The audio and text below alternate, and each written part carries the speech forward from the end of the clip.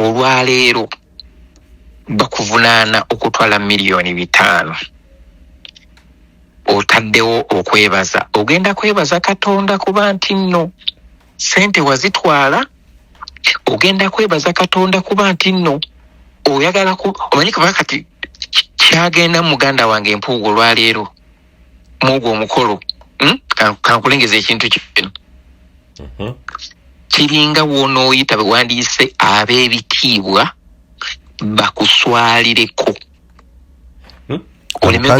oleme omukolo Mpuuga gwagenda mugulinga ki ogugerageranya ku ki omukolo Mpuuga gwagendamu nga 21 omwezi ogw'omukaaga nsuubira lujja kubeera lunaku lwakutaano kuba genda kubeera birthday yange alinga ayita ab'ebitiibwa abamwenkana ne basinga n'abamusinga bamwegatteko baswalire wamu. Uganda Eyenkya ayinza okubeera omugenyi omukulu ayinza okubeera Kamalabyonna ow'ekitiibwa Charles Peter Mayiga. Kati oyo ate agenda kuswala nnyo olw'ensonga nti nno yakubiriza abantu mu buweereza bonna aba gavumenti ya Ssaabasajja n'aba gavumenti ya wakati okubeera abeerufu mu mpeereza ya emirimu gyabwe. Kati bw'abanga ye guest of honor ku mukolo gwa Thanksgiving ng'agenda okwebaza Mukama Katonda alina ebbala eddene mu kyenyi ng'ajjudde kitwandiise ebitoomi ayambadde engoye enjeru naye ng'engoye enjeru zikubiddwako ebitoomi bya sente zaamuweebwa nga n'ekimwebazibwa kyali tekinnabeerawo.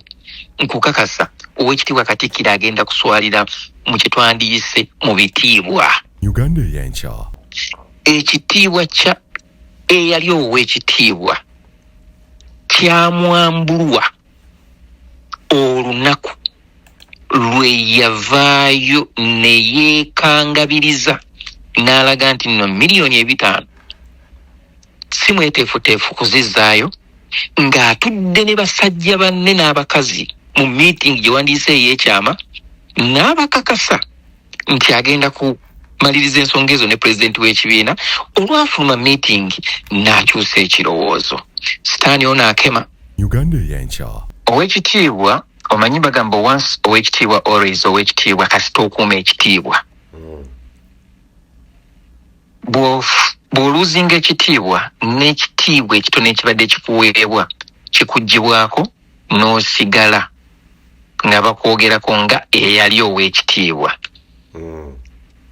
Ayina bizinensi z'akoze omuli amasomero ne bizinensi endala.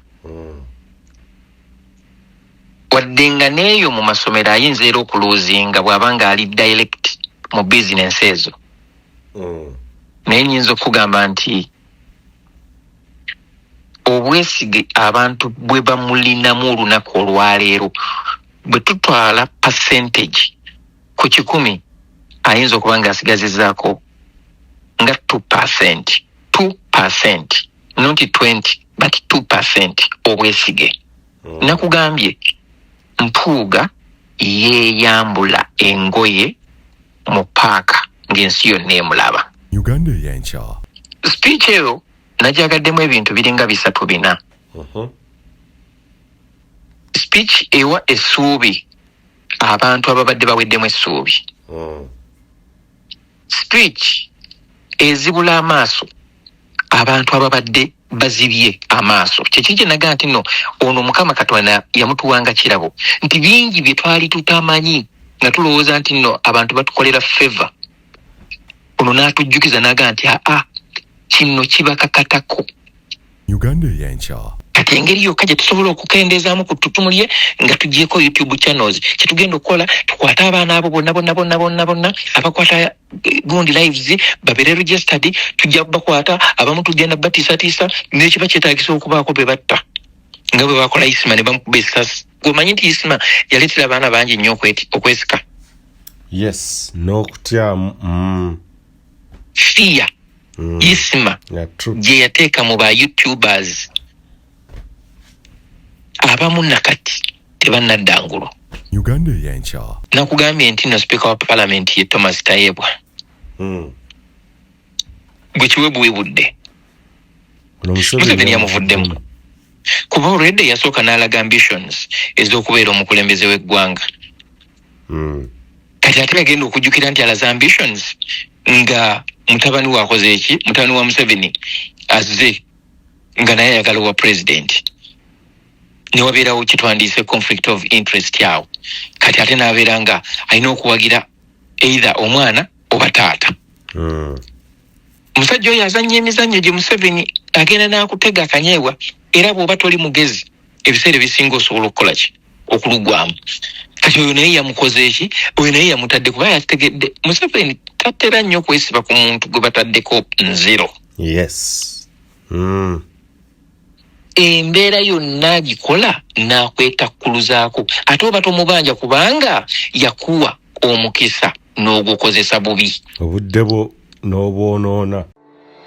Weesiimye mattu oli wa mukisa okukira abalala. Omugugu gw'ebizibu by'ettaka gukutikkuddwa Brand Property Services Limited ku lw'ettaka eritaliiko nkaayana. Ennyumba eziwedde okuzimbibwa wamu n'ez'okupangisa, apartments ez'okupangisa wamu n'okugula mu mawanga ag'enjawulo okuli Uganda, Kenya, Bungereza, Dubai, America wamu ne Canada. Okuddaabiriza ennyumba oba ebizimbe byo, property management n'abasaveya abakugu abataakufere. Twekwate ku nsonga zonna ezekuusa ku by'ettaka nga kw'otadde n'okugobera ku kyapa kyo. Kati pazo y'eby'ettaka ebadde kukaluubiriza egonjoddwa. Bw'okwataganye naffe tukubire ku noti 7724824 oba noti 77326 noti oba otusange ku MT House omwaliiro ogusooka room 5 ewazana ku Entebbe Road okuliraana ekizimbe kya Muguluma Empire. Tukyalireko ne ku website yaffe www.brandpro.co.ug. Brand Pro Property Services Limited, tutuukiriza birooto. Nze Hajji Ashraf Simwogerere, omuwandiisi ate era omuzannyi w'emizannyo. Mu bitabo by'empandiika bikwatagana ku bulamu bwaffe obwa bulijjo oba nga buyita social, political and economic. Oyinza okusoma ebitabo byange nga otusinkana ku WhatsApp yaffe eri 0756 126515 nga osobola okusasula emitwalo gumu n'ekitundu buli mwezi. Waliwo comments oba emitwalo ebiri nga omutali comments. N'awalala oyinza otusinkana ku Amazon ku Simwogere Ashraf Kindle.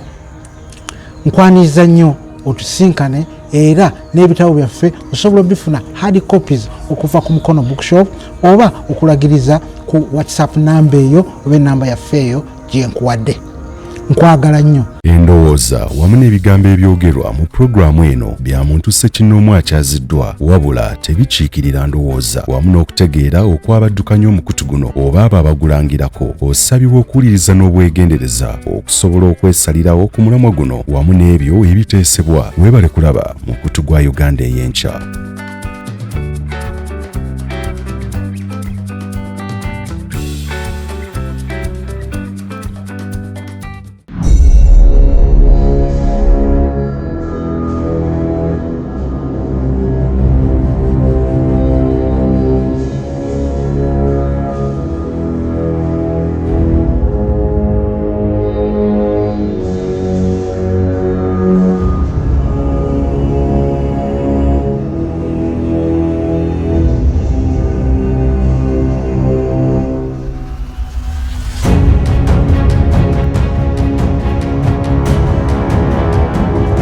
Televunya bali ku mukutu ogwa Uganda Eyenkya mbaaniriza nnyo ate amakya olw'eggulo akawungezi ettuntu ly'olwaleero yonna gy'osinzira okubeera ng'otuwuliriza saako n'okutugobera ku mukutu ogwa Uganda Eyenkya. Nze muzzukulu wa Gamuga Moses Wamala. Tubanyiza nnyo nate yet again mu podcasts zaffe endala zibadde zirudde okubeera nga zijja ku mukutu guno, naye we are back like we never left. Olwaleero tugenda kwogera ku nsonga ezitali zimu ezigenda maaso mu ggwanga Uganda ne Buganda okutwaliza awamu. Era omukulu mutabani wa Mbega Aloysius Matovu Junior ndi naye. Bangi abazze bamunsaba nga muga nti omukulu alowooza ki ku bigenda mu maaso, omukulu alowooza ki ku bigenda mu maaso e Bulange, Mengo, ebigenda maaso ku mbeera ya Ssaabasajja Kabaka Ronald Mwenda Mutebi II, ebigenda maaso mu byobufuzi nga mulaga mubadde mu miisinga his back. Tukube tochi mu ebintu ebitali bimu ebitukwatako mu nnyaffe Uganda ne Buganda okusingira ddala. Kale ebyobufuzi bingi bigenda mu maaso, tujja tutunulira ku president ne tour eza National Unity Platform Robert Kyagulanyi Ssentamu gwe njogerako ez'okutalaaga eggwanga ng'akumasaako n'okuzaamu bannayuganda wabannankyukakyuka amaanyi n'okubajjukiza omulamwa gwe baliko oba omulamwa gwe tuliko ogwa struggle okulaba nga yes okufuna enkyukakyuka. Wezaayimiridde nga yakava e Masaka Namungi w'omuntu bwe yamwanirizza Mukono, Epalisa, Busoga, yonna Kamuli zaatalaaga ebitundu by'eggwanga ebitali bimu mu phase 2 eya tours era gye byaggweredde nga buli omu akkiriza nti ddala kituufu amaanyi akyagalina yadde nga zaayimiriddemu olw'ebiteebereka n'ebirala. Sensha motion eya Theodros Ssekikubo ey'okujja ababaka abana ba commissioners ey'okubajjamu obwesige omuli Mathias Mpuuga abakwata obukadde obutali bumu but in total 1 billion. Ezo twazuulira nazo emikono gikyagenda mu maaso kubeera nga gikuŋŋaanyizibwa yadde nga waliwo ababaka be twategeddeko abaatolose ne badduka eggwanga bali Tanzania okusinziira ku Ssekikubo. Anitani Amongo byasiba bye bikutuka ndowooza ba homosexuals baayogerako simanyi wabe baakubye President Museveni akaama ku nnyumba ye eri e Bungereza. Sanja kino tekinnamubeerera bulungi muwasolisiya bingi ebikyagenda mu maaso in her house. She needs to clean her house. Ye ne bbaawe Magogo United States of America yabataddeko sanctions ne sanctions endala ku babaka ba Parliamentary abaali mu byamabaati kwegamba si birungi mu nnyumba eya National Resistance Movement this year n'okusinga ddala Right Honorable Anitani Amongo n'ebirala bingi bye tujja okubeera nga twogerako tuulokkalire ate erayita abalala n'abalala oba sharinga programu eno babeere nga bagoberera. Omukulu obulamu buli butya eyo ssebo? Mukama mulungi akyatukuumye tumwebaza yeebale nnyo yeebale ddala tusobozesa okuwuliziganya nze nammwe n'abagoberera ku mukutu gwa Uganda Eyenkya bane mulimu kya yonna gye musinzira okutuwuliriza. Mukkirize mbabuuze bwe ntyo nga sisosoddeemu ssaawa budde nawa naye mbeebaze era n'okwakwasa Mukama Katonda ayongere okuyingira mu byetaago byammwe abasanyuse abasangula amaziga ate nammwe abaweddemu essuubi Mukama abongere essuubi. Buterevu kasita obulamu bulungi nnyo. Sijja kulwisaayo kuba bingi bye tulina okwogerako. Tutandikire ku President Kyagulanyi Ssentamu gwe twatusookeza ddala ne tours ez'okutalaga eggwanga phase ey'okubiri. So far so good. Generally your perspective ku phase 2 then tujje nga tu breaking it down ne tours zabaddemu okusinga ddala focus ku ye Masaka. Kiki obadde olaba oba kiki olabye mu phase 2 so far? Muganda wange omanyi twebaza Mukama Katonda okutuweereza Robert Kyagulanyi Ssentamu nga gwe twandiyise omumuli gw'ekyasa kino ogusobodde okwaka enzikiza ebadde ekutte mu byobufuzi bwa Uganda n'esobola okuba nga egenda emalibwawo ekitangaala ky'omumuli guno. Bannange tuyinza okugamba nti kuwaana naye tukkirize tugaane. Robert Kyagulanyi Ssentamu president wa NUP His Excellency Bobi Wine Mukama Katonda yamutuwanga kirabo mu kyasa kino kye tulimu. Kanziremu ako nkugamba nti His Excellency Robert Kyagulanyi Ssentamu aka Bobi Wine Mukama yamutuwanga kirabo mu kyasa kino kye tulimu.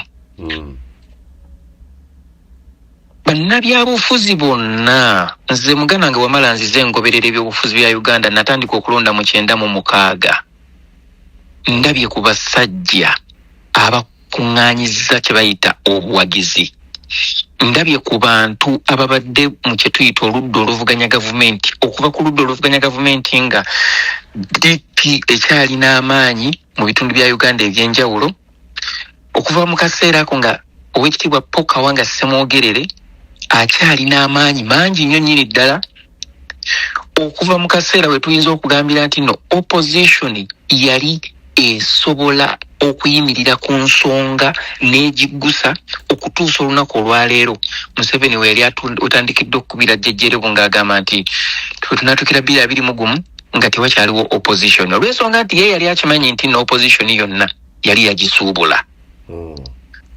Naye nkugamba kino muganda wange, olwaleero kye tulaba nga His Excellency Robert Kyagulanyi Ssentamu akulembedde ekisinde kye tuyita ekya amaanyi g'abantu, kiyite people power under the umbrella of National Unity Platform. Ku mulundi guno gwokka kwoyinza okulaba nti Uganda erina ababaka ba Parliament abasukka mu 50 nga ba kibiina kimu bukyanga okulonda kubeerawo okuva mu 96. Nga ba kibiina kimu nga bonogamba nti ba DP ba NUP ba FDC ba UPC ba JEMA oba ba PDP oba PPP. Gwe mulundi ogusoose mu byafaayo bya Uganda okuva mu 96. I stand to be corrected. Njagala omuntu aveeyanga atugambe nti ekibiina bwe kiti kyalina ababaka 5 plus okuva mu 95 okuva mu 96 okutuusa mu 2021. Kubanga bwe tudde eri emabega mu 8 DP yali alina ababaka bangi baali mu 8 plus. Naye kati we twogerera nga tuzzeeyo mu kulonda kwe twandiise okw'ebibiina mulundi gumu gwokka. Ekyokubiri, bw'otunuulira ababaka ba ng'ovudde ku babaka ba Parliament n'otunuulira ba councillors okwetooloola ebitundu bya Uganda ebyenjawulo, n'otunuulira bassentebe ba districts, n'otunuulira abakulembeze b'amagombolola ag'enjawulo, sigamba nti no buli wamu. Yes. Era ojja kwesanga nti no mu byafaayo by'okulonda okuva mu 96 okutuusa olunaku olwaleero tewaliiwo kuzuukusa bantu nga bwe kiri olunaku olwaleero. Kankuzeeko emabega, President Kyagulanyi bwe yali nga banoonya akalulu ka 2021 nga bakyali mu kweteekateeka, yagamba abantu gwe funa endagamuntu weebereremu, yali weeberere mufuna endagamuntu, nakuba n'oluyimba naga kati gwe funa endagamuntu osobola okwebereramu onoobuyinza tubulina obukitegeera. Nzijukira mu kaseera ako nga Besigye bagamba nti akalulu tekasobola kujja waani Museveni, naye ng'ate nabo bennyini aba-FDC bafrontinga candidate mu kalulu ke bamanyi akatasobola kujjawo President Museveni.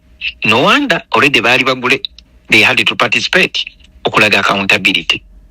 Ne bana abalala bagamba nti Museveni tasobola kuvaawo mu kalulu, bano bamawo n'abalala bonna baagoberera. Naye nga bonna bali ku kintu kimu, ku legitimizinga Museveni nti yeesimbyewo era agenda kuwangula. Singa kooti yali ng'egenda kutuula eggusa omusango, wandyesanze nga mawe agamba nze mu butuufu omusajja nze teyanziva. Abedi bwanika party 2. Bwanika party 2. Naye ne bano nabo baali bagezi. Nze kankubuulire ebyobufuzi bya Uganda olunaku olwaleero be babadde balowooza okuba nti ba amateur mu byobufuzi, nkukakasa olunaku olwaleero be batandise okuvuga bannabyabufuzi, naye nga ne bannabyabufuzi tebamanyi muzannyo gye gulaga. So nga tejjukira omuzannyo gw'ebyobufuzi bakayita kazannyo. Omuntu asinga okweka empiki yasinga okuyitawo. Ekyo ndowooza tunakkiriziganya naawe n'abampuliriza. Yes sir. Buli wooteeka empiki zo opponent wo waakulabira aba akumaze. Kyova olaba nti nno emirundi mingi ogenda n'ogamba hayi naye bannaye kino Kyagulanyi anaakiyitako ogenda okulaba nga ate Mukama Katonda alese kituyita ekisa ng'akibuuse. Nkubuulira mazima muganda wange, singa His Excellency Robert Kyagulanyi Ssentamu teyazza Oweekitiibwa Mpuuga n'amugaa nti omanyi sente zino zizzeeyo n'entebe ogiwummule. It was a honorable decision. Abasajja e Bungereza, ojjukira omusajja bamuyita yali Boris Johnson. Mu biseera bya COVID yategeka akabaga mu makaage naye ng'ate nga bagambye ensi yonna nti eri mu lockdown n'ategeka akabaga. Kati bw'ategeka akabaga ne bamugamba naye ate gwe wenyini watwala abantu mu lockdown ate gw'otegesa akabaga. Ali ku ddala lya prime minister owa Bungereza. Yagamba bannange ekyo tekisoboka, kisobola kubanga ngamba abantu nti like mu keeping a distance ate nga nze ntegeka obubaga. N'ava ku bwa prime minister because of that. Ekyo kye bayita a honorable decision. Naye oli n'akugamba nti is it true wafuna miliyoni za ssente 5 nga service award? N'ogamba ye kituufu baazimpa. Naga sente ezo ziri immoral olw'ensonga nti ekisooka ekibiina kyali tekitegeezebwangako nga bonogaa nti mu butongole nti olwo sente zaamuweebwa. Kuba yandibadde agamba nti naye bannaye bwe bampa sente nabannyonnyola ne bagamba nti sente bazimpadde. Ne bwe yandize nabaga nti bampadde service award ya miliyoni 5 naye ngenda zikozesa ku activities ne weziti oba oliawo yandibadde yeyambudde omugwa. Naye olw'ensonga nti yasirika ng'alinga agamba nti ate banaabimanya ddi. Ekyo kimuleetera kye twandiyise ekikolimo. Muganda wange wamala nkugamba kino n'abawuliriza mu kaseera kano nga 21 omwezi guno ebeera birthday yange. Nawulidde balina omukolo ogw'okwebaza. Naye kati njagala wanje Thanksgiving balina Thanksgiving. Okwebaza kulungi nnyo.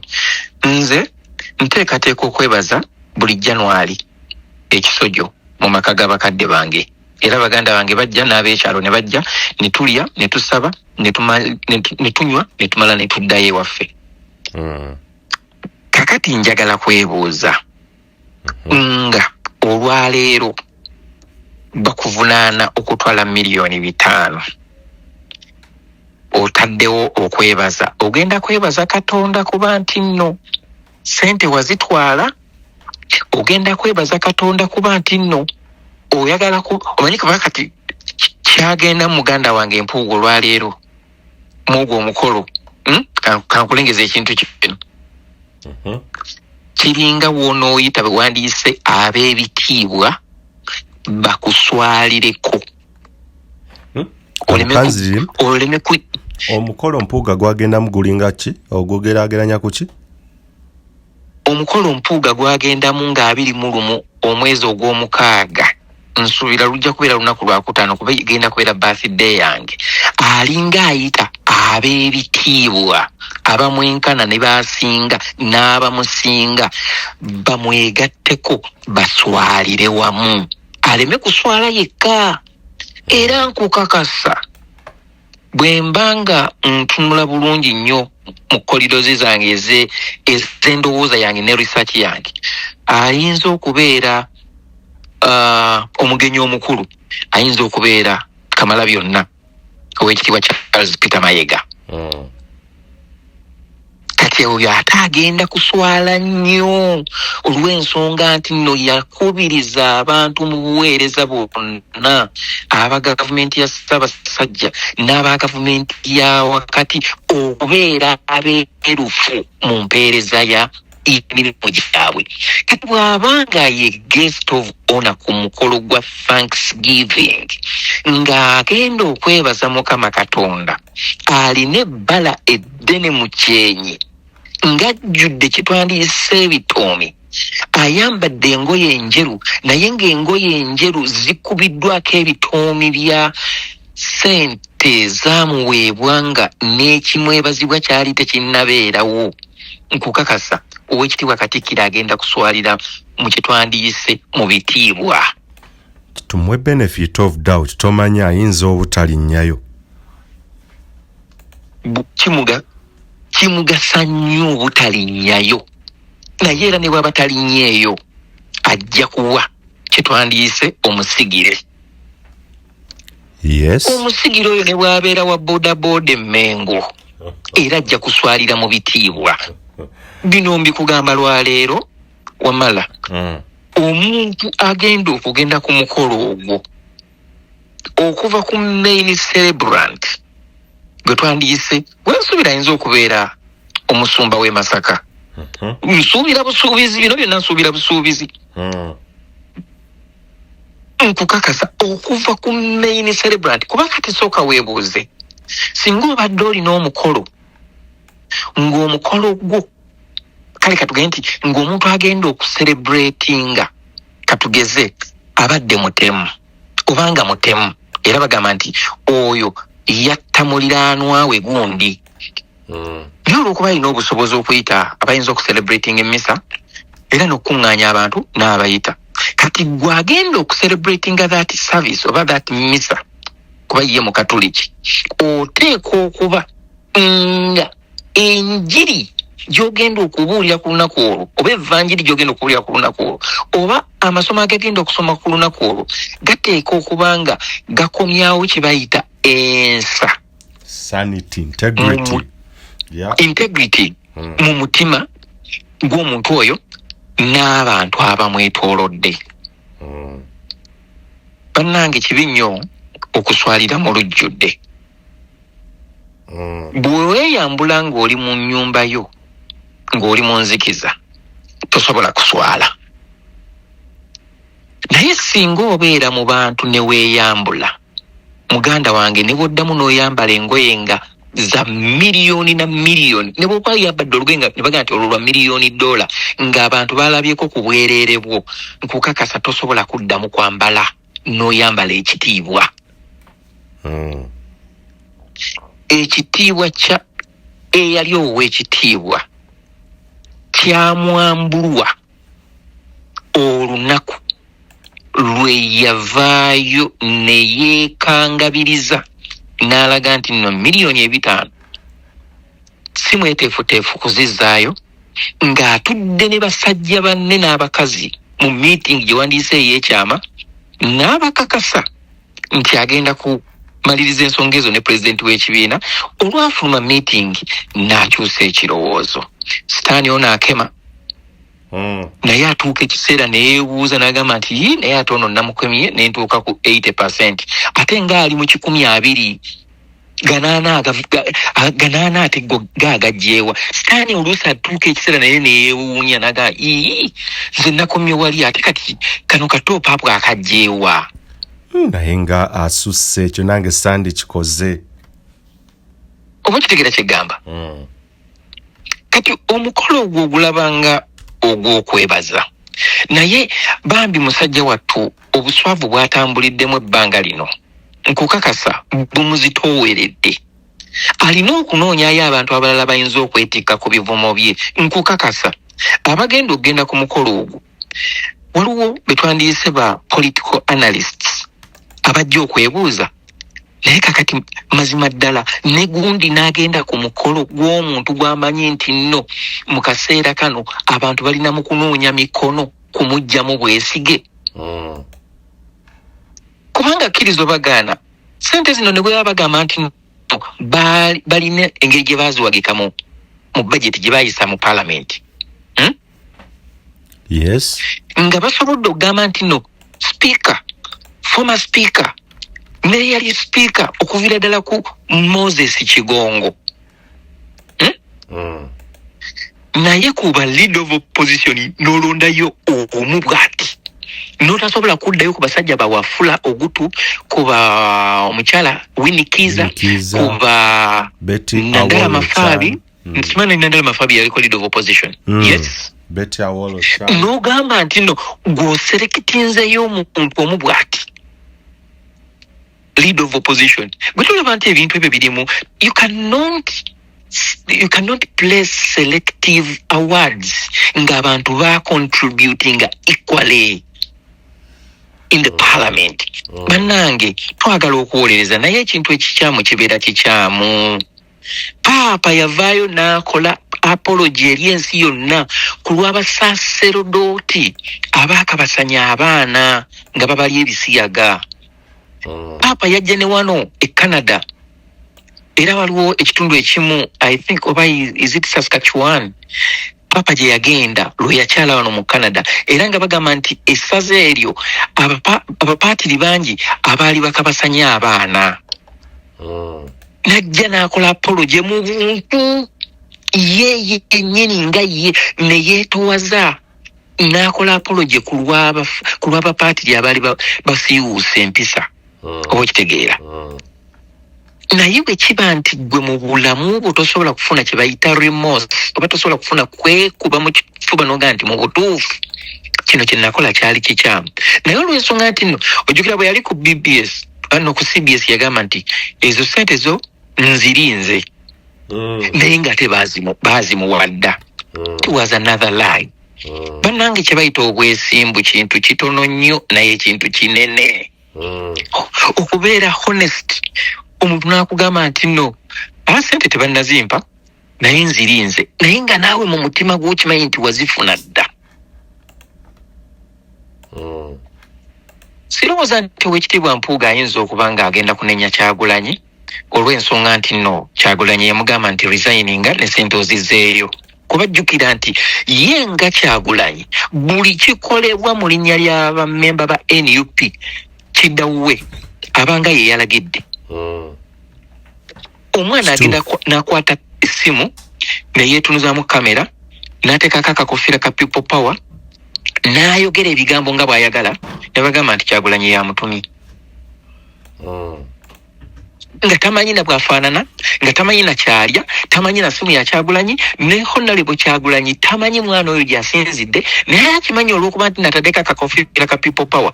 Bw'anaayogera by'ayogedde bituufu oba si bituufu, birungi oba si birungi, agenda kufuna abamuwuliriza olw'ensonga nti nno eyo yeringa simbo y'essuubi eri abo ababadde baweddemu essuubi. Naye it all goes back to Kyagulanyi.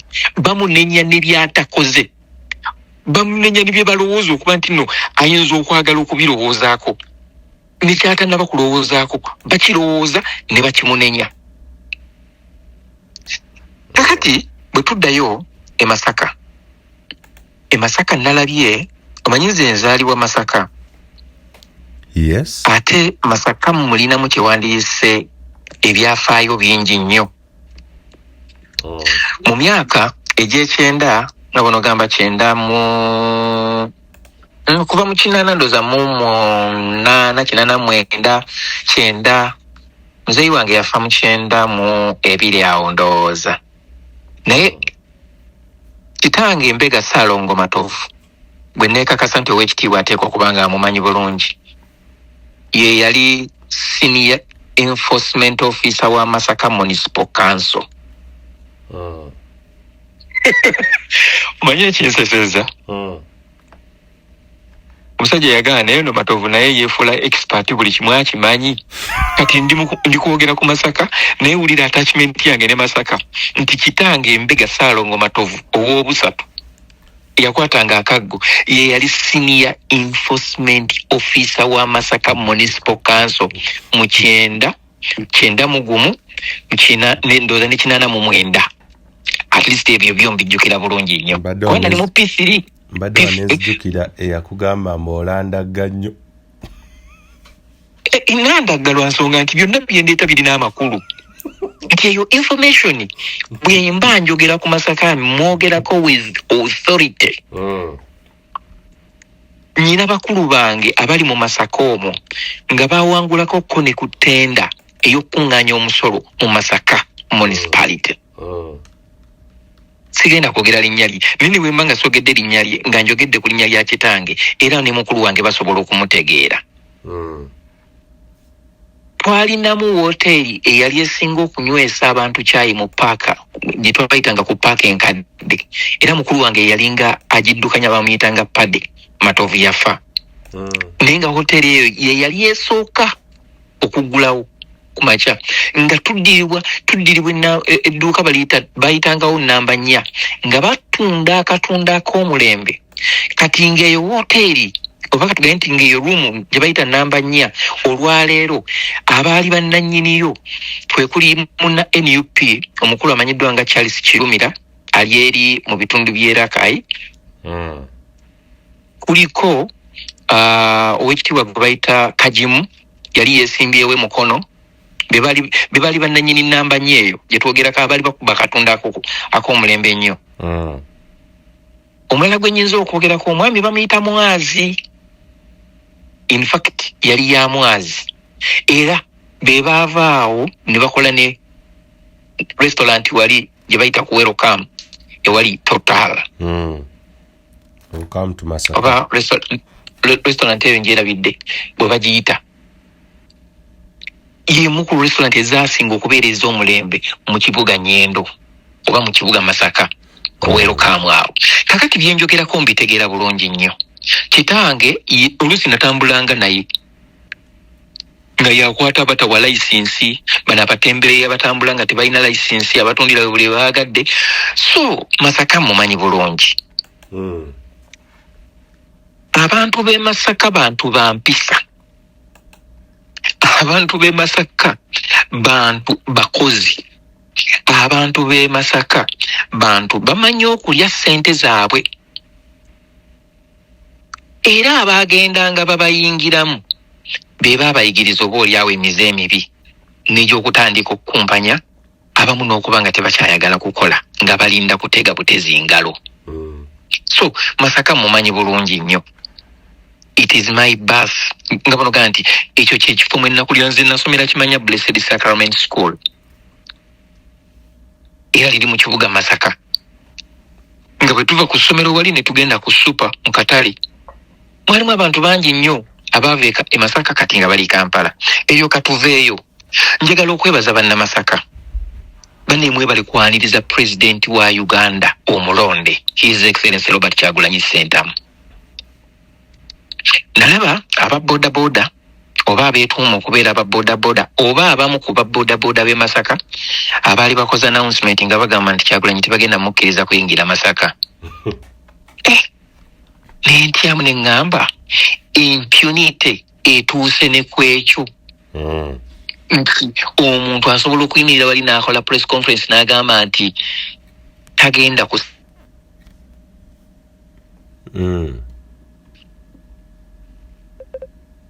amaanyi aba agajjeewa nenzijjukira ebiseera bya Kitatta ne ngamba Kitatta tabanga yalekayo emirandira Kitatta tabanga yalekayo abaamusikira naye ne ngamba Mukama Katonda yamanyi enteekateeka z'abantu naye bannamasaka mu kukaluubirizibwanga bwe wakulaba abantu abaali balina okuyita bwe balina okuyita ne babeera diverted babayisiza ku luguudo lw'ebukakata babeetoolozza baba bali bagenze eri bayise bweru wa kibuga paka lwe baatuuka mu kifo lwe baakolera ki lwe baakolera laare naye nno bino byonna babikola abapoliisi bakola ebintu bino naye beerabira nti gy'okukoma okulumya omuntu gy'okomya okumuwa obuwagizi naye bo tebakimanyi kuba abantu bagenda ne beebuuza lwaki bannabyabufuzi abalala bwe bajja bayita wano kyere lwaki ono ye bwazze mumuyisiza bwe muti mujjeyo buli kyakulwanyisa amakubo mugazibye jaamu n'akwata olw'ensonga nti muzibye amakubo n'emmotoka ezandibadde zitambula nga zigenda ku birala nga teziri ku byabufuzi ne muzireetera okwevuma n'ababadde batawagira muntu mu kaseera omanyi kati abantu bameka abaali batawagira Kyagulanyi olwo abagamba nti no nedda these guys are not fair abaakyuka ne bagamba nti mbadde mpagira Museveni naye kati omusajja muvuddeko kampagira ono lwaki bamutuntuza bwe bati omanyi Kyagulanyi eddagala. Nkubuulira omuntu abeera awo, nakugamba nze lumu lwe bangoba ku sapiensia tuba tuli awo enaakulabye. Ssaabasajja Kabaka yali ava mu bitundu by'e Kakiri eyo n'ayita awo enaakulabye.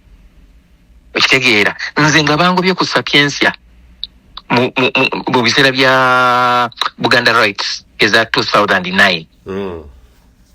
Ssaabasajja aba ayita enaakulabye bw'ati. Simanyi oba yandaba, nenze nalaba mpuubira bw'ati Kajjambo.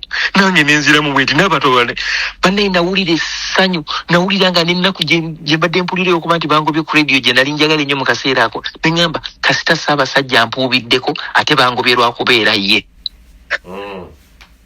Omanyi abantu essanyu lye bawulira nga balabye ku Robert Kyagulanyi Ssentamu, muganda wange wamala. Njogera naawe, njogera n'abantu abamanyi, njogera n'abantu abawuliriza. Omanyi abantu essanyu lye bafuna nga balabye ku Kyagulanyi.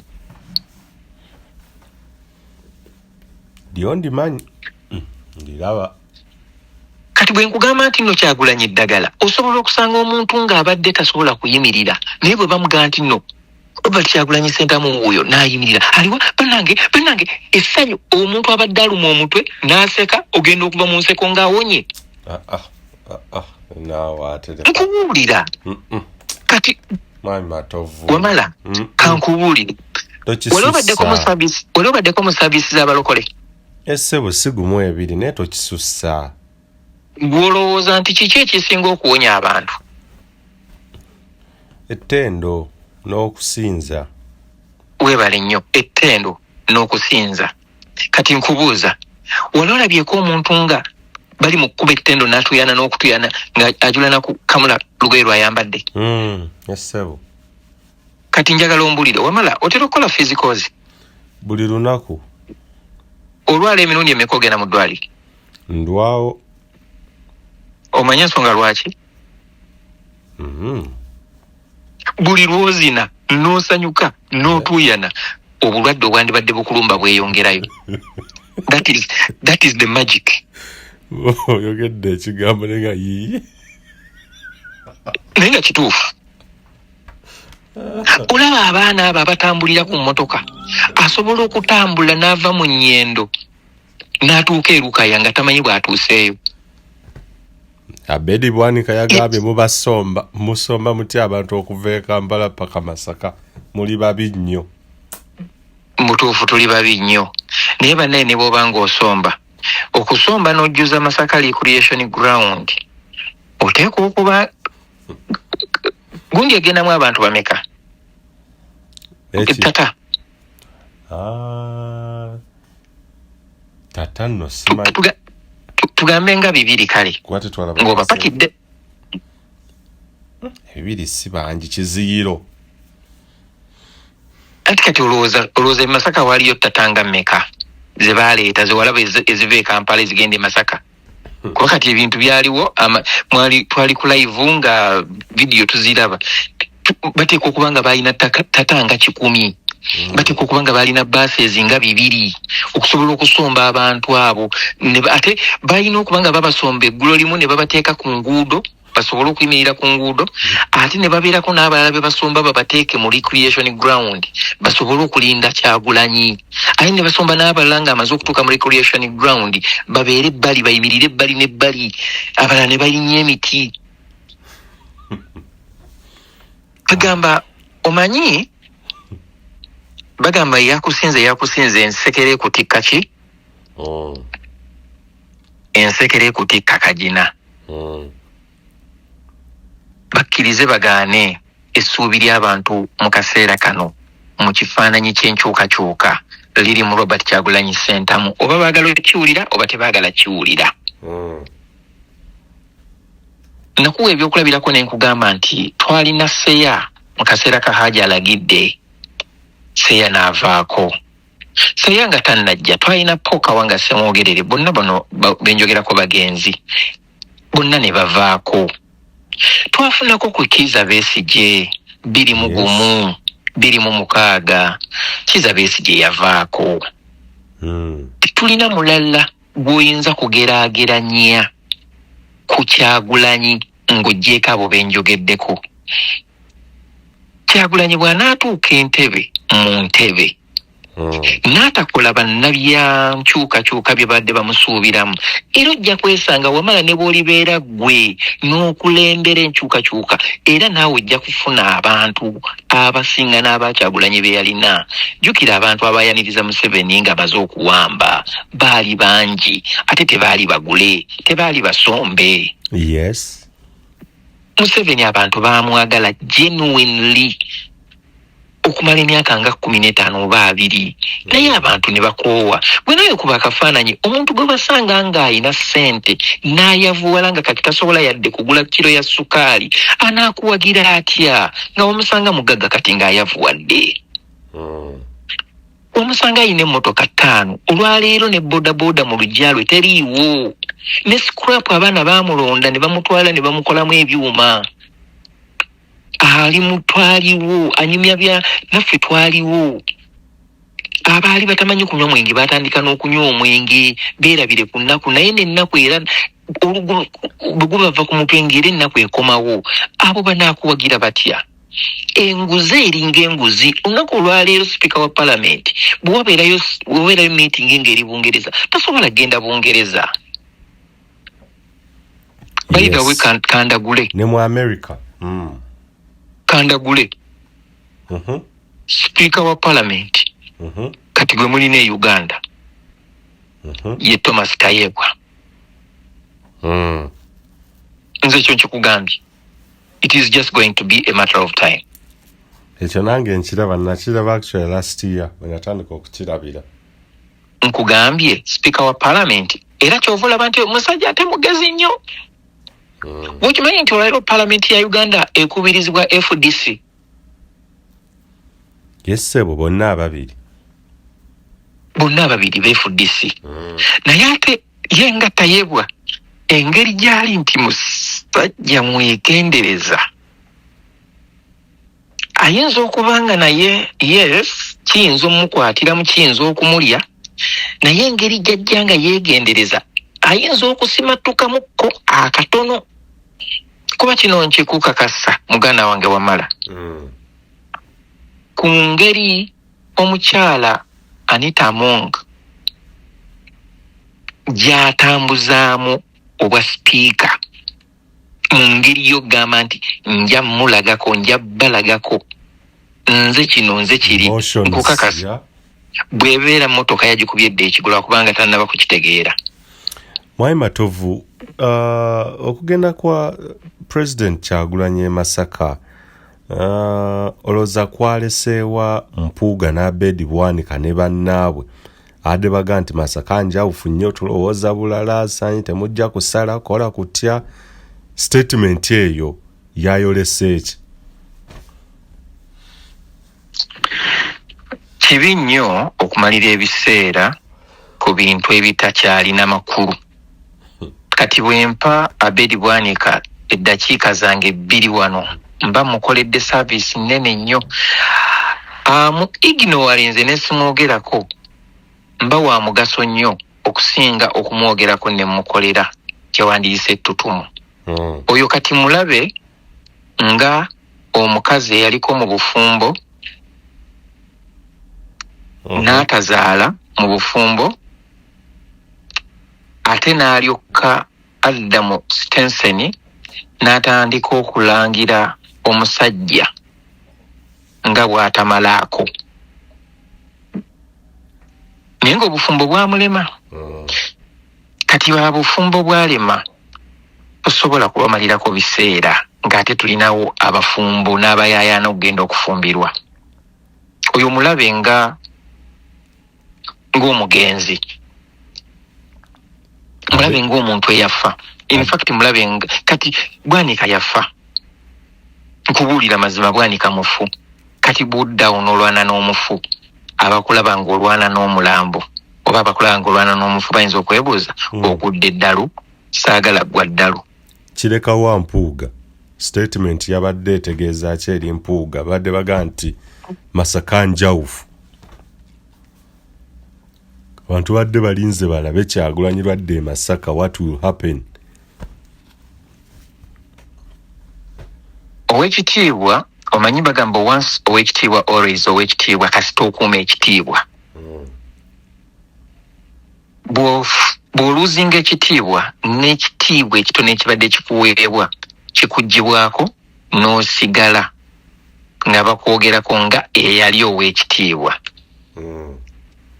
Alina bizinesi z'akoze omuli amasomero ne bizinesi endala.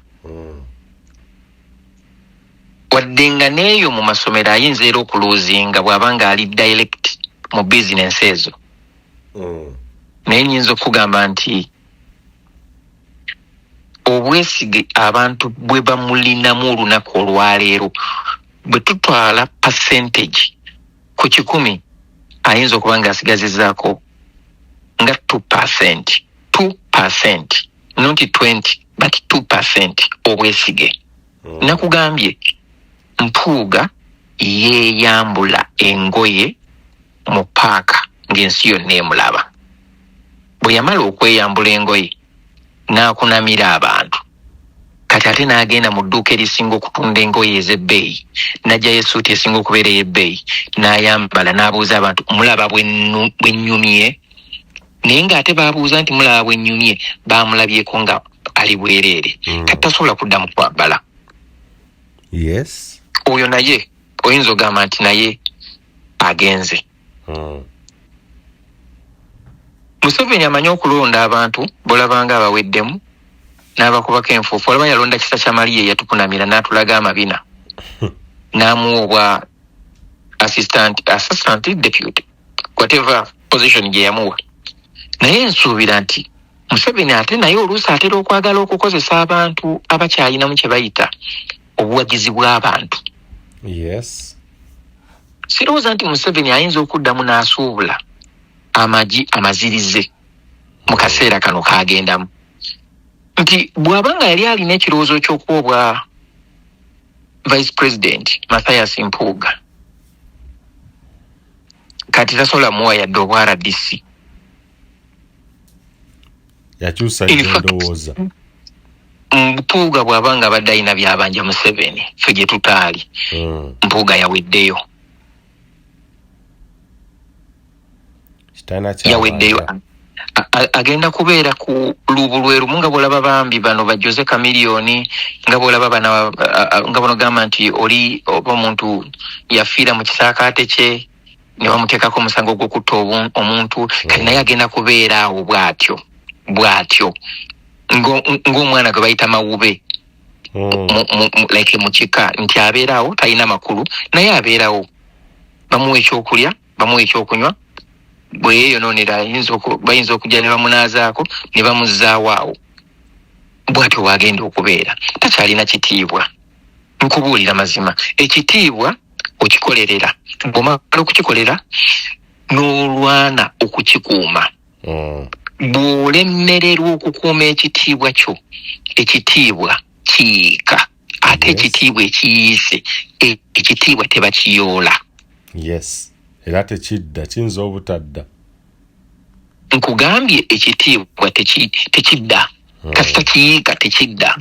Ow'ekitiibwa Besweri Mulondo we yafiira nga ne bw'aba alina omukolo, baŋŋamba nti yagenda n'aleeta ente ezivamu amata obulungi. Kali n'agamba abantu b'oku kyalo nti bannaye nina amata mujje mukole ki? Mujje mufune amata ga bwereere. Naye n'abantu baagaana okunywa amata agava mu nte za Besweri Mulondo. Ne bagamba wakiri abaana baffe banaanywa amazzi naye tetugenda kwesembereza musajja oyo afuuse ekivumu mu Buganda. Kati Mpuuga yafuuse ekivumu mu Uganda. Nawulira batandika n'omuyita ekinusu eky'ebitaano. Era omukulu yamuyisa kya bitaano. Ye speech y'omukulu wagirabye otya? Speech ye bwe yabadde Masaka. Speech eyo najagaddemu ebintu biringa 3-4. Speech ewa essuubi abantu ababadde baweddemu essuubi. Speech ezibula amaaso abantu ababadde bazibye amaaso. Kyekiri kye nagaa nti no ono Mukama Katonda yamutuwanga kirabo nti bingi bye twali tutamanyi nga tulowooza nti no abantu batukolera favor. Ono n'atujjukiza nagaa nti kino kibakakatako oba okitegeera. Bannamasaka bwe yabadde ayogereramu yabajjukiza nti no buli munnamasaka abanjibwa naye nga tabanjibwa lwakuba nti no ye yennyini ye yatwala ssente ezo wabula alina abantu bawa ssente kati nga n'empuuga bw'omutwalidde abakwata ssente z'abantu bonna ne bazikuŋŋaanya ne bazezza ne bagenda n'ebweru wa Uganda ne beewolayo mu mannya g'abannayuganda. Kati olwaleero buli munnayuganda abanjibwa miliyoni 2.5 eyakazaalibwa n'omukadde. Yes. Lwaki olw'ensonga nti Museveni ne banne ssente bwe bazijjayo nga bakola bye baagala.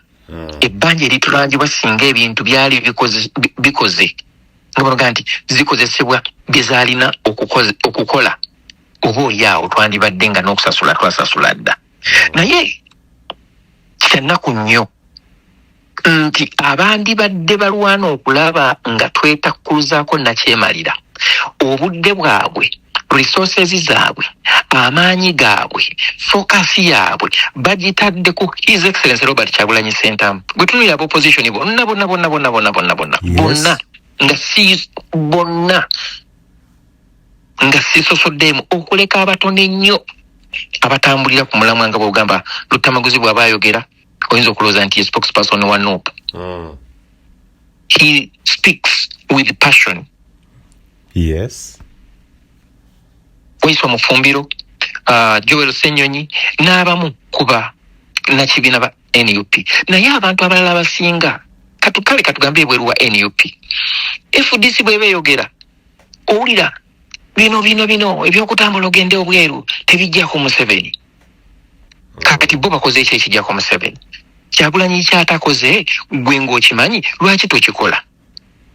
Kiki ekikulemesezza okukikola? Gwe kyolowooza nti kyekiyinza okujjako Museveni lwaki oyagala Kyagulanyi yaba akikola ate nga naawe oli ku opposition? Lwaki olinda? Lwaki omulinda nga naawe okimanyi nti nomulwanyisa ensonga y'emu? Naye olw'ensonga nti nno abantu bangi baali ku opposition nga bakuumiddeyo obufo bwabwe era bwe baabajja mu bufo obwo ne banyiiga nnyo. Kati obusungu baabujja ku Museveni ne babuza ku Kyagulanyi yabajjako obufo obwo. Ate nga si ye yabajjako obufo obwo wabula abantu Kyagulanyi alina akalulu kamu asobola kulondera mu constituency za Uganda zonna alondera mu constituency emu yokka ey'Emagere. Yes. Oba okitegeera? Yes. Naye abaamunyoomanga nga balowooza tamanyi bya bufuzi nkukakasa kati olwaleero. Nayagala nnyo omusajja ono bamuyita Ssekakiti. Yagamba nti wallahi omusajja teyasoma nnyo si mukugu mu byobukulembeze naye yagenda n'asalako ze wandiise enviri z'abalaasi engoye ze yali asibire no wansi balansi empale n'abeera ng'agisiba nga gyentomani n'ayambala essuuti kati n'amala atuuka wano olwaleero juma ekyankalana. And it is true. Oba okitegeera kye nkugamba? Yes. N'otunuulira omusajja nga Charles Bomushana ne weebuuza wa opposition wa NRM ali luddawa? Yamanyi obulungi ennyo strategies ezijjako Museveni. Kiki kyakoze we yali ayagala kwesimbawo lwaki teyeesimbawo? Njagala muganda wange Wamala onnoonyeze ku basajja nga General Tumukunde. Yes. Njagala obanoonyeko lwaki balabika mu biseera bya kulonda nga tugenda mu kalulu n'obalaba nga bajjeyo baagala genda kwesimba okulonda bwe kuggwa tebaddamu kulabika. In fact njagala okuyita bannayuganda abantu abo abalabika mu kaseera k'akalulu nga babadde tebali active mu kaseera ka after 2021 baneemu mubaboole baleme kubazanyira ku bwongo. Nti olw'okuba kati amanyi Museveni agenda kuteekawo bukulawuni bwe nga 8 bujje bubuzeebuze babawe miliyoni nga 600. Lwaki balabika mu kaseera kali kakwesimbawo? Kati nga banoonyeze noonya bali amuleeba noonya abasajja abo bonna buzi olaba nga bajja beesimba obabuuze biki bye balina okukola bye batakola kati. Yes. Balinze 2021 nga bagenda kusunsulamu bagenda kwesimbawo n'owulira bannange nkubulire muganda wange ebintu ebimu bikwasa ennaku nakugamba abo bonna abaagala okulwanyisa Museveni bateeka amaanyi gaabwe mu bitundu byabwe gye basibuka kubanga omuntu bw'agenda katolabanga mu West Joseph Kabuleta nakugamba singa agenda mu side z'Ebunyolaawo ne tumanya nti agenda kuleeta ababaka ba Parliament 8 mu Parliament from that area n'abaliisa ekigambo ne tumanya nti kati NRM tugikutuddeko abantu 8 Bunyoro Winikiza n'agenda e Kasese ne tumanya nti NTT ye Winikiza twetaaga ababaka ba Parliament nti Kasese yonna tujagala kubanga aliwo ekiseera ekyatuuka nga Kasese yonna ya FDC mu biseera bya Winikiza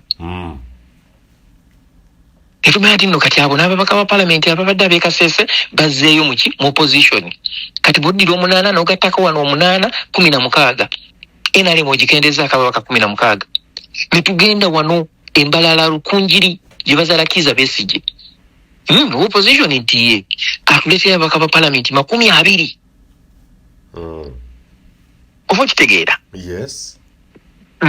netutuuka wano mu central nti ye amaanyi gali luddawa nti wano nti ani asinzaawo amaanyi nti ono wa DP Lutamaguzi yaddenga wa DP simanyi oba naakomerawo mu DP ayinza okukomerawo mu NOP tetumuteekako muntu nti okay bwe tugenda mu Lubaga South nti Lubaga South aperformance atya ti ayinza okuba tateesezza naye nga ate ku ground kwali akomawo takomawo akomawo nti kala akomewo bwabanga akomawo tumulekewo bwabanga munafu ani alina amaanyi asinga ku ono ne bwaba wa CP nga yasinza amaanyi mumuteekewo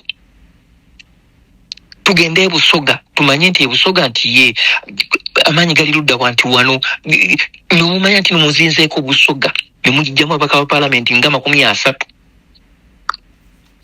ne mulyoka mugende eri wa Patrick Boy Omuriot Far East Mati nayo mujja ababaka bamwe nga 30 Museveni ayinza okuddamu okuddawo n'agamba nti ayinza okubatawanya nga mulina ababaka ba Parliament 25 mu Parliament eyo namba eba nnene naye bano bo bali mu projekiti zaabwe balina ssente ze bajja ku musajja balina okukola emirimu gye kyova olaba nti amaaso obwongo kankubulire muganda wange wamala era gwe nkyakuwa ekitiibwa bannamawulire bonna abamu n'okudduka Uganda ekyabaddusaayo nga bye babakozesa tebabisobola ne bagaa nti kooti abamu bali mu Amerika abalala tuli nabo wano e Canada abalala bali Nairobi abalala bali oba Bungereza naye nga bye baali babakozesa tebabisobola naye nga bonna baali ku payroll ya Benona Reisu kati kankubule wawulidde etteeka lya YouTube erijja Esewo naliwulidde lyabakolera ku online onoonsonyiwa okimanyi nti no omulimu gw'obwamalaaya mu Uganda gulina ba customer ne ba clients oba abakyala mbayite nti ambayite kubanga be baweereza babeera ba clients bo babeera baki tubayite batya suppliers service provider perfect okimanyi nti omulimu ogw'obwamalaaya e Uganda gwina ba service providers Uganda yonna abasukka 200,000 wababalootya professor obijjawa mukulu wange genda ku YouTube genda ku Google oteekemu the number of commercial sex workers in Kampala Metropolitan bw'onoofuna ennamba ekka wansi w'8,000 ate munaye ekyewuunyisa statistics ezo bazirina kuba bamalaaya bali organized n'okusinga ba artists ba Uganda ekyo badde okimanyi naye kati ekyamalaaya oleese kyaki olagawa anti njagala kulaga nti bw'ogamba nti ogenda kusolooza ku YouTube channels ezitawera na 1,000 mu Uganda gwokimanyi nti ba YouTubers mu Uganda muyinza n'okuba nga temuwera 1,000 YouTubers in Uganda olukumi lusobola okuba olungi. I'm telling you, can you bring a law ku bantu abatawerana mutwalo in a country? And two, eyo app si ya Uganda, singa ebadde ya Uganda. Wandibadde ogamba nti musobola okugikola ki? Okugiregulatinga. It is a foreign app whereby nze nsobola okubeera nga ndi wano ng'omukutu gwange bannayuganda be bagulabo nenga ndi wano Canada. Ekyo badde okimanyi? Kati nze bwe naabeera nga ndi wano nenkola omukutu gwange olw'okuba mpeereza mu Luganda ng'oŋŋamba nti no ngenda kuwa omusolo osobola ogujjako wano. Osobola ogujjako nobeera nga omuntu agwetaaga tagenda gufuna. Kizibu. Nino nze kankubuulire kibi nnyo. Nina mikono gyange bambi abasajja baali bakola ebintu eby'amakulu, baali bakola ebintu bye neegomba, nakola nabo abamu, naye ekintu kye bayita olubuto n'omulugube guno bibaleetedde okukola ebintu nga byonna bye baagala okukola. Ate batema ku miti nga banogaa nti ku muti gwatuddeko ate naye kwakola ki? Kwatema. Ekirowoozo ekyo ekyokwagala okusolooza n'okuregistalinga ba YouTubers mu Uganda, ononsonyiwa kino kankyogere ku mukutu gwo, kyaleetebwa ddiini bwowasaava. Olimba naawe. Kola research. Nze simala galeeta bintu bye simanyi. Leero towaayiriza. Waliwo akaseera we yakole, nze nali Uganda, nali sinana kujja wano. Naye waliwo akaseera we yakolera meetings ne UCC. Nguvudde wali we baamuzoganyiriza. Ati kati jjukira, ebimu ku mikutu gye yali ayagala oba gy'ayagala okuyitamu okunafuya NUP ne Robert Kyagulanyi Ssentamu is to uproot the social media platforms mu Uganda. Ekyo kye njagala okulaga.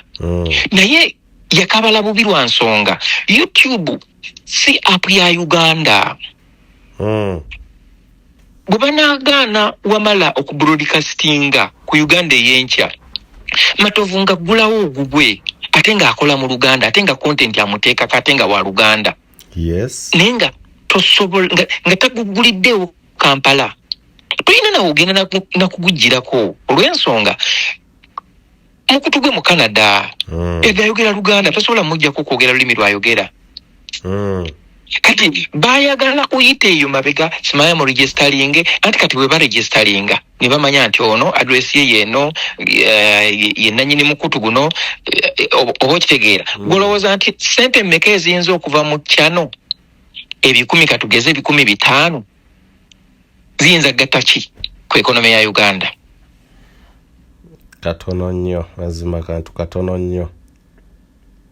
Kimanyi nti okukola gundi eyo nga bonoga nti okukola policy eyo it needs more than $1 billion. Kuba olina okukola benchmarking, olina okukola research, olina okukola what is the value for money okuregistalinga emikutu egyo? Kankubulireko ekintu kiri kimu, ogenda n'owulira nti no Uganda bagitaddeko sanctions oba bano babataddeko sanctions for violations of human rights. Bo ne balowooza nti violation za human rights bo balowooza kintu kimu kyokka, mbu bali baagala bisiyaga ate nga ffe tetwagala bisiyaga. My brother, there are ways, there are various ways mulinyirira eddembe ly'omuntu. Just president we yajjako internet mu biseera by'akalulu, that enough renders people to be deprived of the right to access internet. Gwe kyoyinza okiraba ng'ekyokusaaga, naye bannaffe bano abaakola internet bamanya nti buli wo restricting omuntu okufuna access to internet otyoboola eddembe lye. Absolutely right, yeah. Oba otegeera kye kugamba. Kati bagenda ne babaninga Facebook mu Uganda. That was another violation of human rights in Uganda. Bagenda ne beerabira nti bali so reactive. Omanyi a reactionary actor ye muntu agugumuka n'abambira ekintu olukuba nti kino kihappeninze wabula n'atabeera muntu ayinza okweteekateekera embeera eyinza okuva mu kintu ekiyinza okubeerawo. Agwamu kigwe. Kati bano bewandiise bakajjajjata ba gavumenti ajja n'alaba naga omanyi Kyagulanyi bw'aba agenda okutambula wabeerawo emikutu gibeeranga 8 gyonna gibeera focus ku ye. Kati oba ontegera kyenkugamba kati engeri yokka gye tusobola okukendeezaamu ku ttutumu lye nga tugyeko YouTube channels kyetugenda okukola tukwate abaana abo bonna abakwata gundi lives babeere registered. Tujja bakwata abamu tugenda batiisatiisa n'ekiba kyetaagisa okubaako be batta nga bwe bakola Isima ne bamukuba essasi. Gwomanyi nti Isima yaleetera abaana bangi nnyo okwesika. Yes, n'okutyamu fear. Isima gye yateeka mu ba YouTubers abamu nakati tebannaddangulo. Abamu bebyabaddusa ne mu Uganda. Kagati olaba bakubye Isima owaabwe ate nze. So nze ndowooza nti abapulaningira gavumenti ya Uganda nga tebannaba kuwooza musolo ku buli kintu kye balowooza nti no enseenene ezibuuka nti ye tuzigyeko omusolo ne weebuuza nti no zivaawa bwe zitajje omwaka bwe gunaggwako nga enseenene tezizze munaayingiza kyenkanaki eyo ba YouTuber tebaba n'ebintu ebiri just gundi nga banogamba ebintu ebiri God given nabyo baagala obijjako omusolo. N'omuntu alina oluzzi ewaka bajja kutuuka ekiseera bakugaye nti no olwo oluzzi luteeka okuvaako omusolo kubanga olina kukozesa amazzi ga gavumenti. Naye nga it is God given. Naye nga ate ssente nyingi nnyo zibafuna ku lw'Abannayuganda ne batazikozesa bye balina kuzikozesa. Kankuwa ekyokulabirako Speaker wa Parliamentary Oweekitiibwa Rebecca Kadaga nga tanaba kuva mu ntebe y'obwa Parliamentary baalina contract ne loko nga bazimba Parliament ya Uganda empya. Local construction, yeah. Olunaku olwaleero genda weebuuze oba njagala oyiteko ku Parliament olaba baaliwo omulimu ogugenda maaso ku kizimbe kya Parliament ekyo. Wansi eno ntera okuyitayo naye amazima I don't know why simanyi kiki. Kati byebiri byenkugambye nti Anita Among yeerabira nti ye alowooza nti ajja kukola by'ayagala so si bannayuganda bye baagala. Kati eyagirabanga project ya Kadaga tasobola kukola oli bye yakola kibeere waawo waakiri bapangise ssente y'omusolo egende maaso n'okudiibuudwa basigale nga bapangisa paka lwali ennyula n'agamba nti ate nga ssente ezizimba ekizimbe ekyo zaafunibwa dda era weziri si kugamba nti no bagenda kuzinoonya bunoonya. Bannange ba whistleblower lwaki ekyo kyo tebavaayo ne bakyogerako. Anita Among nyo kimanyi nti naye omukyala ayetaaga kugibwamu bwesige. Naye ekibuuzo kasooka kubuuza Museveni yamuvuddemu. Nakugambye nti no Speaker wa Parliament ye Thomas Tayebwa gwe kiwebuwebudde Museveni yamuvuddemu kuba already yasooka n'alaga ambitions ez'okubeera omukulembeze w'eggwanga.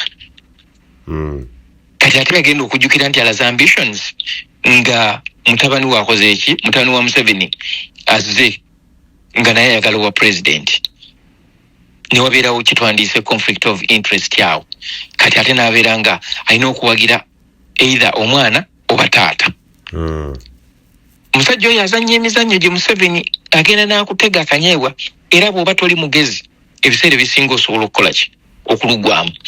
Kati oyo naye yamukoze eki oyo naye yamutadde kuba yategedde Museveni tatera nnyo okwesiba ku muntu gwe bataddeko nzero. Yes. Embeera yonna agikola n'akwetakkuluzaako ate oba tomubanja kubanga yakuwa omukisa n'ogukozesa bubi. Obudde bwo n'obwonoona. Kati oyo naye yagendedde mu kisero ky'aba Mpuuga. It is just a matter of time. Bajja kulya nga bamugamba lwaki toddako ebbali bino nga we bigenda mu maaso. Okitegeera lwaki toddako ebbali bino nga bwe bigenda mu maaso, kubanga IGG singa akola omulimu gwe nga IGG ne Attorney General ne bakola emirimu gyabwe mu bujjuvu bwabwe mu kapasite yaabwe nga tebanyize ku liiso, nkukakasa Anita Among mu financial year erina okuddako eya 2024 2025 2026 abatalina kubeera Speaker of Parliament. Nkubuulira mazima akake kawedde mudda oyo mumulabe ng'omugenzi ogambye bamugyemu obwesige nenga teyeetaga nga kiringa kati nkubuulira tosobola kubeera ng'oliko sanctions nobeera ne moral authority ekubiriza olukiiko lw'eggwanga. Bannange twekube mu kifuba onakye bayita mukyalo yaba tali immune. There is nobody ali immune to international sanctions. Ne Museveni yennyini tali immune ku international sanctions, ali immune ku mateeka agafuga Uganda. Naye era naye Museveni basobola omugamba nti tukusazeeko obuyambi tokkirizibwa kugenda mu nsi ya muzungu oba mu European country yonna. Nobody is above immunity ku international standards. Kyovola bantu nno Bashir bwe yagende Sudan babagamba nti arrest him and he had to leave the country before the arrest was called.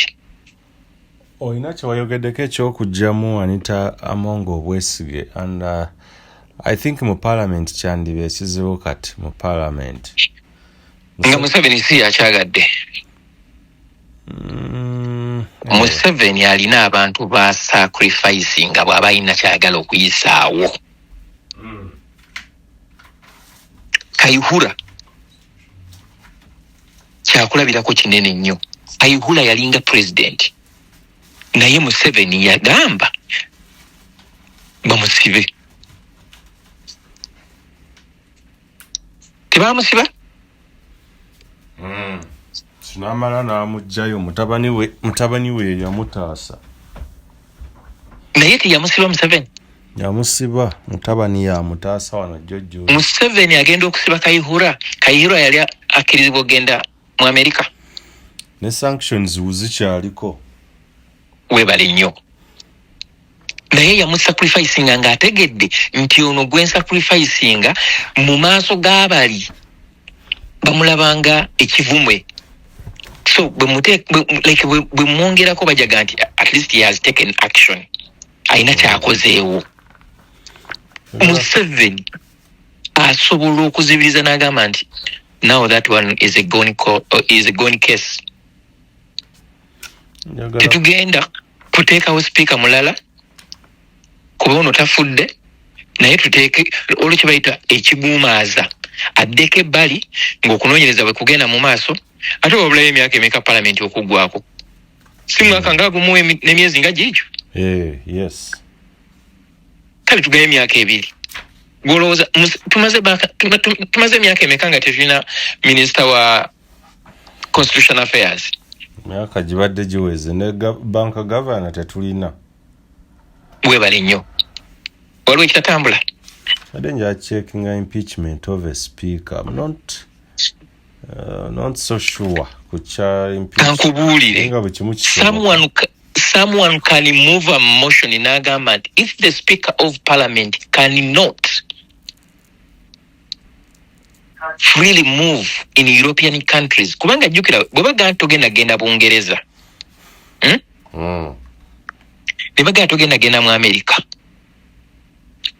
kati ensi emu yokka eya Schengen kasita egamba nti you are not allowed to come in this country kebere Poland negamba nti tasobola kufuna Schengen visa kiba kitegeeza Europe Anita tasobola kugitambulamu. The only way according to the constitution, that's Article 82 section 7, aba asobola okuvacatinga his or her office President Museveni bw'amuappointinga n'akola reshuffle n'amuappointinga mu kifo aba n'amuwa ekya minisita ekirala kya kuresigninga ekirala kumulwanyisa eri Bukedia n'atakomawo nga MP ekirala if he or she is removed by resolution of Parliament supported by not less than 2/3 of boy aba asobola okuvaayo ge mazima Museveni nga yagadde asobola okuvaayo Museveni bwabanga amukoye ajja kuvaayo blood gwokimanyi nti no Kadaga yali agenda kuba Museveni kuba speaker blood wange Tayebwa yali akolera Kadaga Museveni nagamba Tayebwa ngenda kuba deputy speaker. That was the deal. Museveni personally called all the MPs now for this tumide kuchino abamba mujemera abalala bakola ki bamukiririza omusajja ne bwayita buyisi NRM caucus anti kati gwe kyolina okumanya nti Museveni aswalira wamu ne Among kati singa mu Uganda bwe twafuna okufa kwa omukulu Andrew Takome Kayira baleta polisi ki okunoonyereza ku kufa kwe Scotland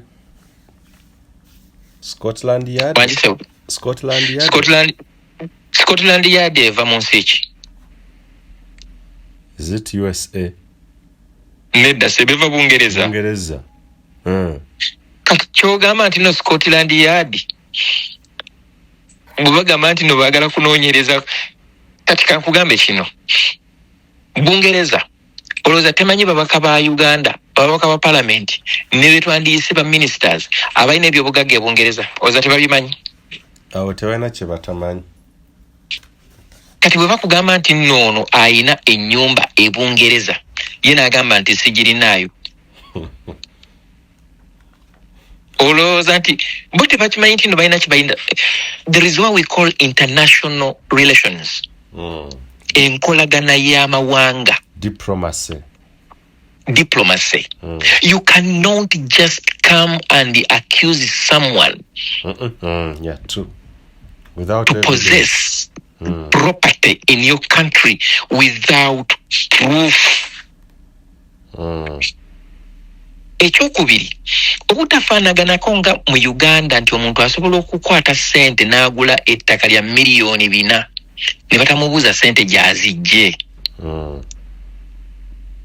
Wano okugula ekintu nga kisukka mu kye twandiise emitwalo gya $10 kebere kondo oyagala kugula kondo ya mitwalo gya $, ya katugeze emitwalo gya $50 oba 6 oba 7 oba miliyoni bakubuuza where did you get that money from? Oba okitegeera kyegamba. Kati President Museveni ayinza okuba nga Anita Amongo yali amuwaddeko ku ssente ezisobola okugula property ebweru wa Uganda. It is possible. Oba okitegeera nkiddamu President Museveni ayinza okuba nga yali awaddeko ku Anita Amongo ssente ezisobola okugula property ya kale ezisobola okugula ennyumba e Bungereza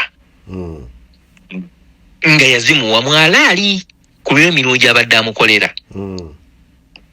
Era nga n'ennyumba yagigula nga teyagigula ku ssente za gavumenti. But the fact that ennyumba eyaba tagideclarinze mu by'obugagga by'alina ng'afuuse speaker wa Parliament oba ng'afuuse omukiise wa Parliament. Yes. it renders her a liar, and that is a crime. Kuwa omukulu mu baluwa oba dosiya gyesembeyo okufulumya eyaliikinze eraga nti yabadde amubuuza nga amulaga yamulimba ng'ayagala ave yannyonnyole. Museveni, the biggest consumer of intelligence, ne bwakugamba nti wanimba aba akimanyi nti wamulimba. Talina muntu gwakozesa mu kabineti ye gwatalinako intelligence. Ekyo kijje kunze. Yeah, it can't. Ebyo byogamba nti Simaya IGG anoonyereze aba ayagala kulaba competence yo. Comparing notes ze zalina n'ez'omuleetedde amanye nti kyokola okitegeera oba kyokola tokitegeera. Nenga yo already info abanayo. Tewali muntu olaba kobeere gwe wamala Museveni bw'aba ayagala ng'ogenda kumusisinkana ne bagamba nti ogenda kumusisinkana. Ojja kutuuka wali akubuulire wamala kitaawo bamuyita bw'ati yazaalibwa mwaka bwe guti yakola mirimu bwegiti ne bwegiti maama wo bamuyita bwe alina all the intel about you. Ali omukwano gwange yali yesimbye ku bwa meeya kati agenda mbwayagala ku canvas nga support okuva eri muzeeyi yatuuka ali n'amukubirawo fayiro aba iso ne eso ze bamukolako ng'akukuta ne amama mbabazi. Era ekyabulemesa akalulu omwaka ogwo yakawangula nno yakuba lukwago kugenda funa. Ayo mukonaga akalulu ako kajjukira ke baddamu ennyo tuonaga wapi wacha nosobola kumwesiga naye nga mbu akalaali omunigo yakuba lukwaga akalulu muzeeyi n'agaana edda ssebo naye yamutera fayiro ku mmeeza n'amugamba ogira oyisaayisaamu mukaawo n'agenda mbu yeefudde agenza okunaabako agenda okulaba buli peegi ku peegi eriko n'ebifaananyi nga nejjepaamu mbu yawunga n'atuuya nanga bwezikala. Kati wulira Museveni agenda okukulonda okufuuka nga bw'agamba nti okwesembereza aba amaze okukolako kye bayita surveillance. Yes. Ng'ategedde nga bw'agamba nti ategedde n'ekika ky'ovaamu. Oyo omusajja is the biggest consumer of intelligence. Yes. Lwakuba sometimes wabaawo oluusi bye bamulimba naye nze ndowooza aba abimanyi yeekangabiriza bwekangabiriza. Omusajja yagamba okukuleka ofuge Kampala nga sikwesiga at least kajuwa opposition. Naga at least lukwago sigaze ekifo kya at least naye ono nga nenge gyakolamu n'ababoda olaba sajja nga alina amaanyi. Okitegeera. So Anita Among tali safe. Yeah, true. Tali safe at all. Kankubulire bino bye bagamba mbu simanya bali b'ebisiyaga kati omala kankubulire kino nkikugamba between me and you ne bannayuganda bampuliriza. I'm not promoting akantu kano saagala okasalemu. Bwe kibanga bagamba nti nno abali b'ebisiyaga be balina ssente ezisinga obungi mu nsi yonna nga baagala gavumenti ekyuke mu Uganda tekiyinza batwalira week number. True. If they want nkidemu bwe muyita abali b'ebisiyaga bwe bagamba nti baagala gavumenti ya Museveni ekyuke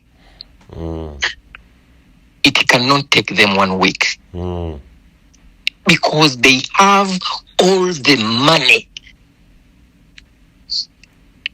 they have every single resource, they are connected. Bwe bagamba nti asulawo tasobola kusulawo oba assassination oba atya, if they want to do that basobola okukikola. Nawe ne weewuunya kyova nti no abantu ababamanyi babagenda kompola.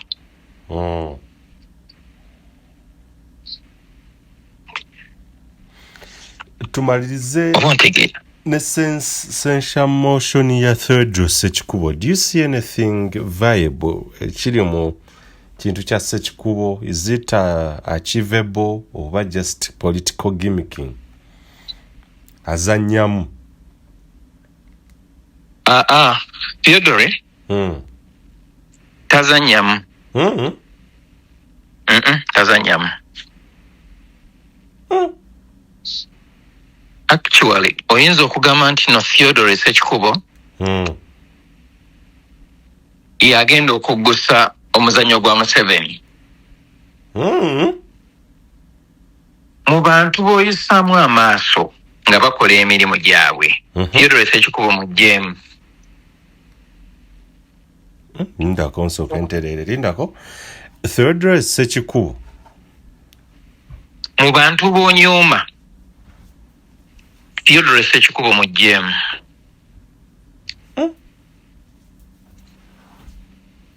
Kati kankubuulire teriyo muntu asobola kuvaayo n'awagira mubenyi bw'amateeka ng'ate ye aliwo okukola mateeka. Omuntu yenna alina obwongo nga bumweyimirira ne bakugamba nti nno zino ssente abantu bano ze beewa baazeewa mu bukyamu kuba tekijjangako ku fulo ya Parliament ne kiteesebwa ne kiyisibwa. Okiwulira ekintu ekyo?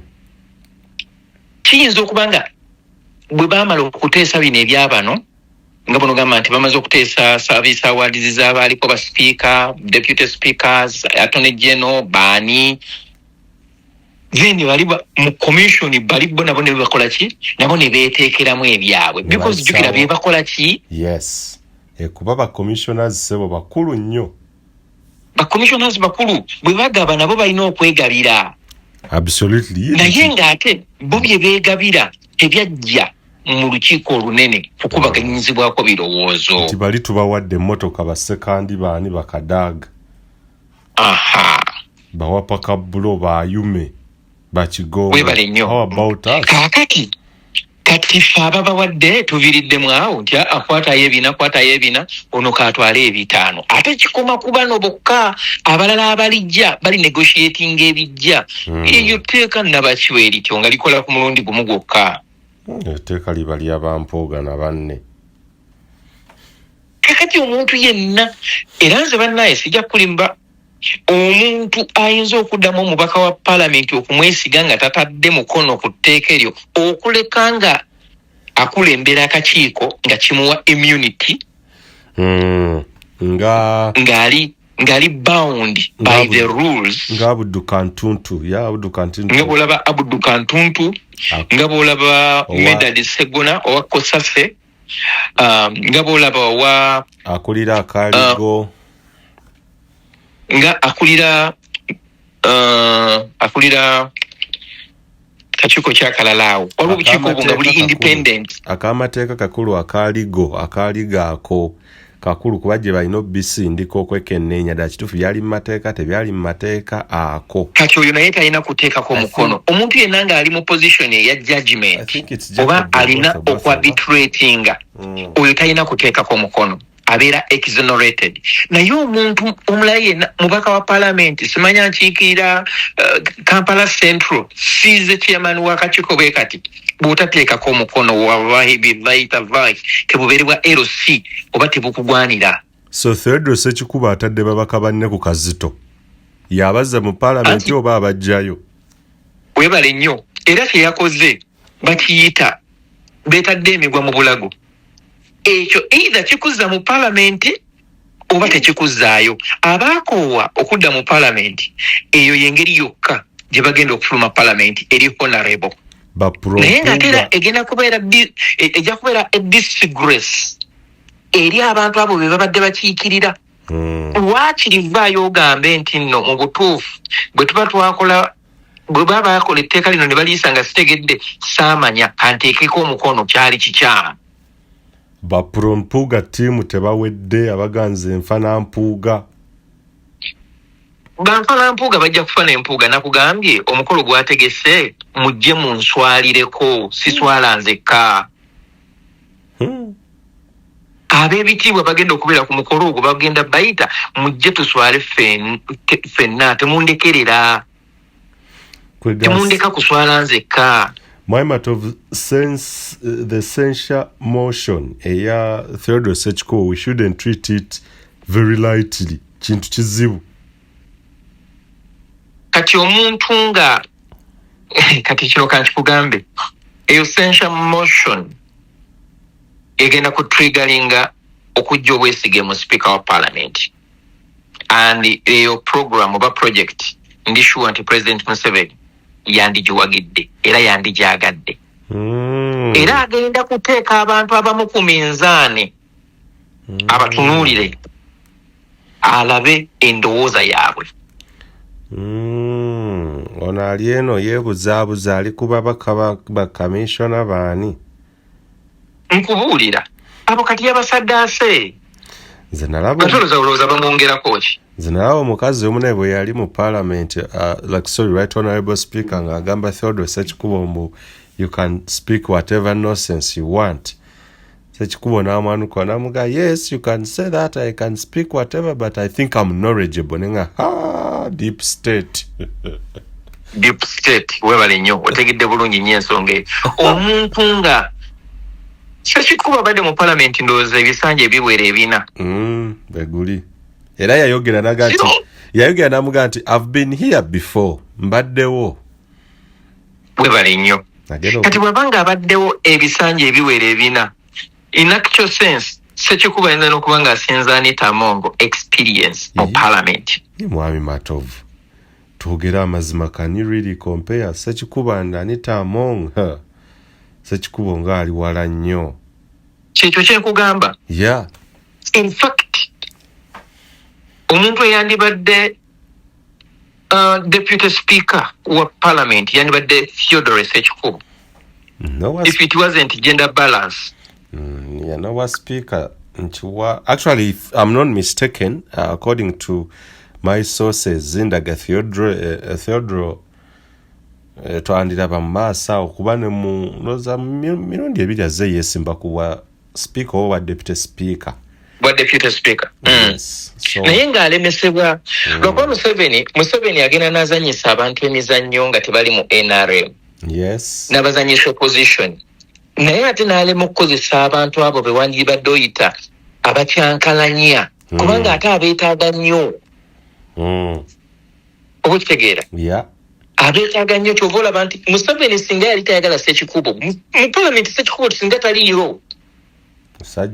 Musajja amukwatiridde amukutta alina Museveni bw'aba asazeewo okulwanyisa asobola okulwanyisa n'akufuula omulunzi w'embizi.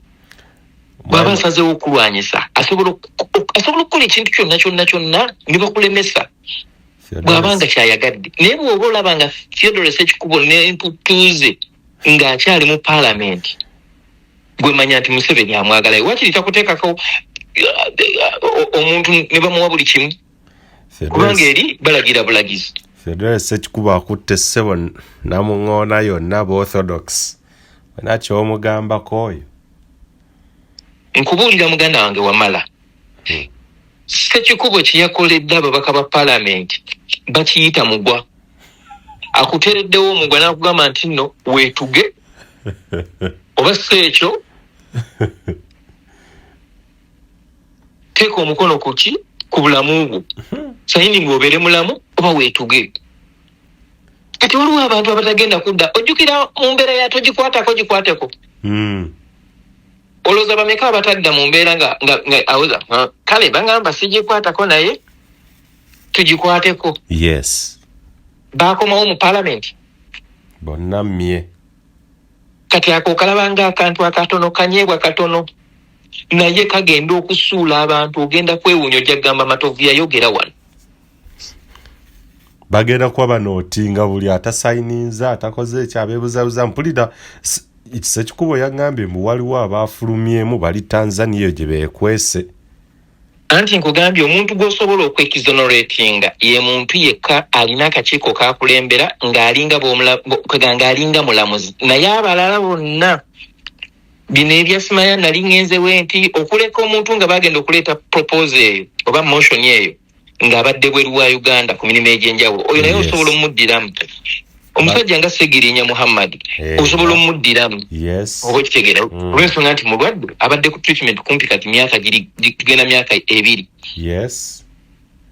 osobola omuddiramu bano bafulumye naye bano abafulumyemu nga emmeze maze okuluma wali abumanya Matovu, where do you see this motion? Do you see abantu nga bagenda kubeera really censored bave mu parliament babajjemu obwesige kuba bizze bibeera bwe bito ne baamu amaanyi bugumu ne bizikirira awo? Kyendowooza nti nno motion eyo bagisayininga bawaliriza ababaka bano bajje bennyonnyoleko bwe balema okumatiza ababaka ba parliament then olwo balyoke bakakibwe okufuluma parliament baba parliament baba commission baba kubwa they're not ministers baba kubwa commissioner baba kubwa commissioner kakati ekyo ndowooza ekyo kale kinene naye ndowooza kibeera kiri workable. But I've had kubanga tebagala bagoba mu parliament nno kubanga obuyinza bw'okubajja mu parliament sirowooza nti babulina babajjako bifo positions obuyinza bw'okubajja mu parliament munange babulina singa otunira rules of procedure zaabwe okweyisa obubi n'okukola kutya munange basobola mu rules of procedure nga bayise mu rules of procedure naye baba basobola n'omuntu asobola okweta petition because waliwo wenagenda ku parliament awo nga bannya balesezi petitions ezo kati ezijjamu abantu awo obwesige ne babajjamu obwesige nti bakyobodde ekitiibwa kya parliament yes naye nga ne conduct omubaka wa parliament teyeeyisa bw'ati naye kati olaba kye mbadde nkugamba bukyanga leader of opposition alondebwa Joel Ssenyonyi ow'ekitiibwa commission tetuulanga yeah. Kati gwolowooza nti speaker wa parliament ekyakikola mu mutima ogwagaliza bannayuganda gwolowooza tewaliwo bintu commission byerina kutunuulira esobole okubanga oba oliawo ebiweereza mu government for the government to allocate maybe funds for those maybe emergencies. Why do you think speaker alina kukolera ku pesi ye ku bintu ebikwata ku bannayuganda? Kyekiri kye nakugambye nti essaawa yonna ayinza okugenda. Kati weebuuze bwe baasala omusango ne bagamba nti nno commissioner ow'ekitiibwa Zaake honorable Zaake yajjibwa mu bukyamu bwa commissioner era addizibweko ku commission eyo bwe baamuzaako ebina baabimuwa naye oba tebaabimuwa bwe baba tebaabimuwa lwaki tebaabimuwa so nga ate baateesa nti bakamisiona olaba emiguye giri mu kintu ekyo. Nina okwongera okuba tochi mugulina okufunoonya oba balina amendment ze bakola mu age limit naye sebo okurecalling oba okujjayo mbaka wa parliament fa abantu abalonzi kyandibe ekizibu kuba article 84 kati akawairako omusanvu baka entrenching and baga the right to recall a member of parliament shall only exist while the movement political system is in operation katuli mu multi party. Kakati kyolina okumanya nti constitution gye tulina olwaleero constitution gye tulina ya Uganda ya Museveni tetulina constitution eriwo kigumaza kiringa kiriawo kipapula kya Museveni. Nkupulira mazima paka nga Museveni avuddeko parliament netuula ne bazzaawo kye bayita constitution nga y'abannayuganda ebintu bingi nnyo ebyetaaga okukyusa mu constitution yeyo naye kati tumaze okutuuka wakati w'omwaka tuli mu 2024 okulonda kwa 2026 electoral rules electoral gundi ezo reforms ezali zirina okujja nga bamaze okusalawo omusango gwali gwa Besigye oba Mama Mbabazi whatever it was oba whoever it was nga amendments ezo tezinaba kukolebwa ne baddamu okutegeka okulonda kwonna kiba kitegeezera nti nno mulimu kye bayita sengavudde mu ngazzeemu nakugamba omuntu yenna asobola okutwala electoral commission mu mbuga z'amateeka ng'agivunaana okuddamu okutegeka akalulu nga kooti bye yasalawo tebiteekeddwa mu nkola asinga omusango ogwo nga tegunaana kutandika kuwozesebwa olw'ensonga nti nno kooti yasalawo n'egamba tewaddamu okuteekebwawo okulonda kwonna ng'ebintu bino tebitereezebbwa. The Independent Electoral Commission akakakiiko akalondesa kateeka okubeerako bammemba okuva mu bitwandiisa ebibiina ebyenjawulo nga tekali handpicked by the president n'ebirala bingi byesikyajjukira of head ebirina okusooka okutereezebwa okulonda okw'amazima n'obwenkanya kulyoke kuddemu okutegekebwa kati omuntu yenna ategeka akalulu nga amendments ezo tezinaba kuleetebwa mu parliament byaba ategeka abatabitegeera biba null and void on the start. In fact nze njagala nnyo 2026 singa kibadde kisoboka akalulu abantu bakeesalirewo